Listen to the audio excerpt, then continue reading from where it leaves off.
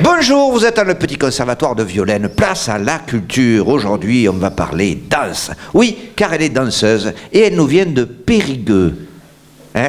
Bonjour. Oui, bonjour. Voilà. Oui. Je m'appelle Isabelle. Isabelle, vous êtes de Périgueux? Non, je vis à Périgueux, mais je suis de Revel. D'accord, c'est très important. Pareil. C'est très important. Il y a un monde fou à Revel. Oui, oui. Ah bah. C'est ainsi, je croise beaucoup de Il y a gens. beaucoup de cerveau. Ah, très bien. Alors, parlons de cerveau, mais parlons des jambes, puisque vous êtes danseuse. Je suis danseuse, donc j'ai été connue pour mon grand spectacle que j'avais créé sur le géant casino de Revel. Qui s'appelle, hein? Qui s'appelait Jacadi. Ah oui, Jacadi, à cause des caddies. À cause je des crois. caddies, D'accord. Alors, parlez-nous un peu de ce spectacle. Alors, suite à ce succès à Revel, j'ai été déporté à Périgueux En train directement. par le ministère de la Culture.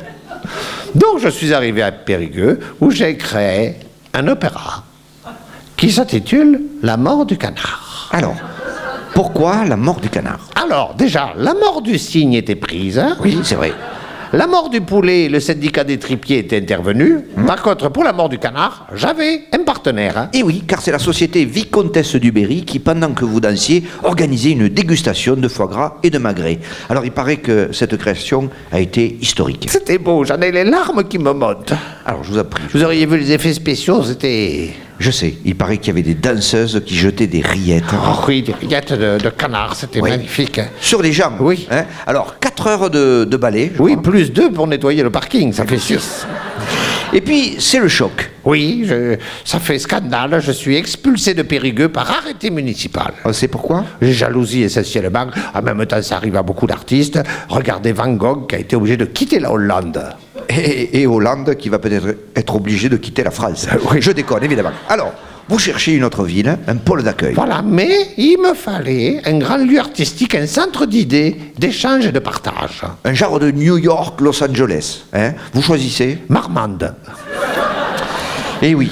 Alors, c'est vous qui avez décidé? Oui, c'est un feeling, une envie, un ressenti, mais surtout une rencontre. Oui, une rencontre avec le maire, je crois, de Marmande, qui était très open. Hein? Putain, on peut le dire s'il était open le bestiau. Vous voulez dire au niveau... Oh oui. Et au niveau... Aussi. Je rappelle que ce n'est pas le maire actuel. Oh non, non, c'était un autre. Mais je peux vous dire qu'on faisait du travail à la barre. À la barre. À la barre de danse. Évidemment. Alors, là, c'est votre création. Oui, pour l'opéra de Marmande. Car il y a un opéra à Marmande? Non, justement, on l'a créé au-dessus du Super U. Donc, un lieu de culture. Oui, car c'est au moins un lieu de lettres, puisque U, c'est une lettre. C'est vrai. Un spectacle qui tourne sur un thème, hein, je La crois. tomate, qui est la spécialité de Marmande. Alors, racontez-nous ce ballet. C'est magnifique. 20 danseuses habillées en tomate. Tout en papier crépon. Oui, on a foutu quand même 600 balles le costume. Et vous, la star. J'arrive, grande musique, des clairons de toute la batterie. J'arrive habillé en poivron. C'est pas... Vous vous sentez pas un peu migrante, arriver à un poivron comme ça en plein Marmande? C'était un pari.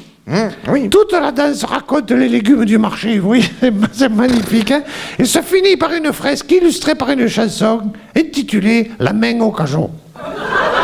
On en rêve. On vous a reproché cette scène finale où vous vautrez dans un lit de riz. Mais oui, mais c'était une fin symbolique, car un poivron finit toujours farci. Que répondre à ceci? Bref, c'est un triomphe. Le chiffre d'affaires du Super U est monté de 6% le jour du spectacle.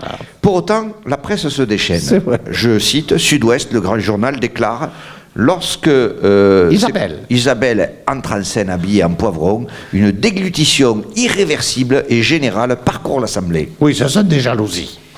Merci en tout cas Isabelle. Et pour finir, une idée de reconversion peut-être? Oui, je compte monter un magasin d'articles de pêche à Mâcon.